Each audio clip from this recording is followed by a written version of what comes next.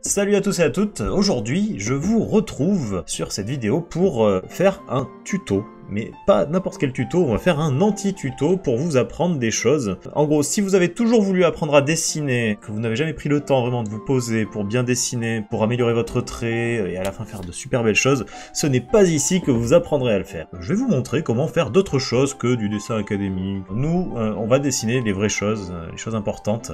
Et on va commencer aujourd'hui en dessinant, comme vous l'aurez sûrement vu dans le titre de la vidéo, Gérard Depardieu. Pour dessiner Gérard Depardieu, comment on fait? On va d'abord aller chercher sur internet des références. Gérard Depardieu. Voilà, voyons à quoi il ressemble. Comme on peut le voir, hein, il y a déjà une forme particulière. Je sais pas quelle photo prendre pour que ce soit... je sais pas laquelle est la plus représentative. Je vais prendre celle-là en référence, là, celle-là elle me plaît bien.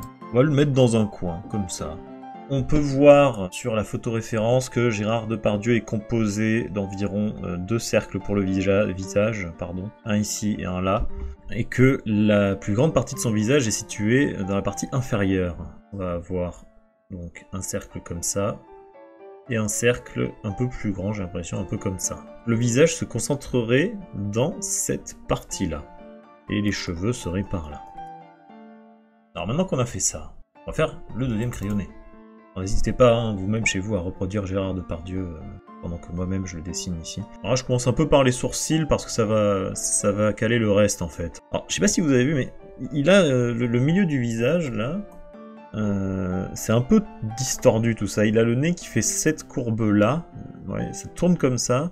Et on voit pas bien là, mais j'ai l'impression qu'il a un œil un peu plus bas que l'autre. Ça va être compliqué de faire un visage symétrique avec ça.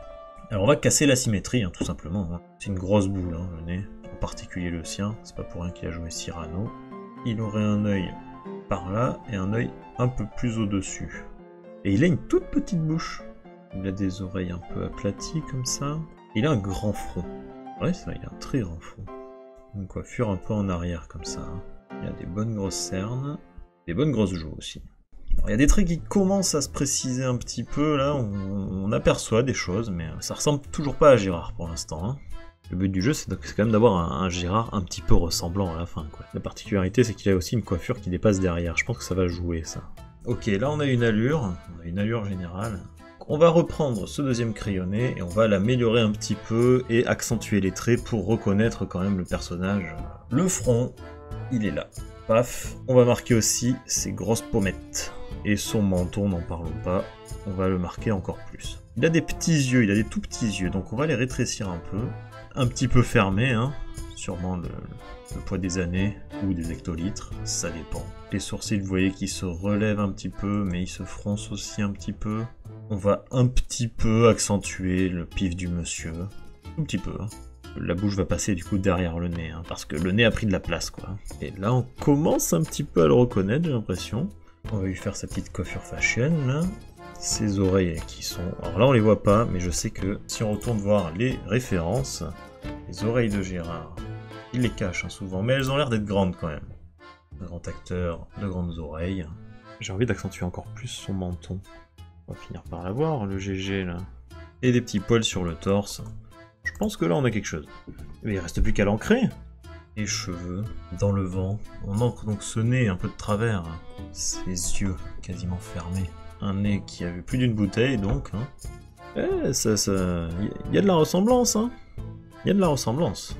Après ça, vous saurez parfaitement dessiner Gérard Depardieu. Et ça, si c'est pas une compétence que vous mettrez dans votre CV. Alors, si on enlève le crayonné, que se passe-t-il? Ok, on se retrouve avec un line, d'une caricature plus ou moins, hein. Enfin je sais pas si on peut appeler ça caricature, parce que c'est assez ressemblant, c'est pas si exagéré que ça, de Gérard Depardieu. C'est très très beau. Bien sûr, une fois que vous aurez fait votre dessin, vous aurez sûrement envie de le coloriser, donc on va pas aller dans le détail aujourd'hui, mais sachez que c'est fort possible. Dans le cas de Gérard Depardieu, il faut faire attention à une ou deux choses. Dans le cas de Gérard Depardieu, après avoir fait la couleur de peau lambda, on va aller tirer vers le rouge quand même, pour rajouter une petite teinte patrimoniale, dirons-nous, mais indissociable du bonhomme. Hein. Là, on reconnaît le teint spécifique à Depardieu. On va faire très rapidement les autres couleurs. Les cheveux, que je vais faire dans un teint... Alors lui, il est blond, châtain très clair. Et pour finir, on va faire sa chemise quand même. Voilà. Et de cette manière, maintenant, vous savez tous et toutes comment on dessine Gérard Depardieu. Donc vous pouvez maintenant faire un portrait, l'envoyer à votre grand-mère, votre grand-père, ou à votre pire ennemi, hein, ce sera peut-être plus approprié. Et voilà, pour le portrait de Gérard Depardieu, c'était l'anti-tuto du jour, j'espère que ça vous a plu, et on se retrouve pour de prochaines vidéos avec d'autres anti-tutos. Salut tout le monde! C'est formidable.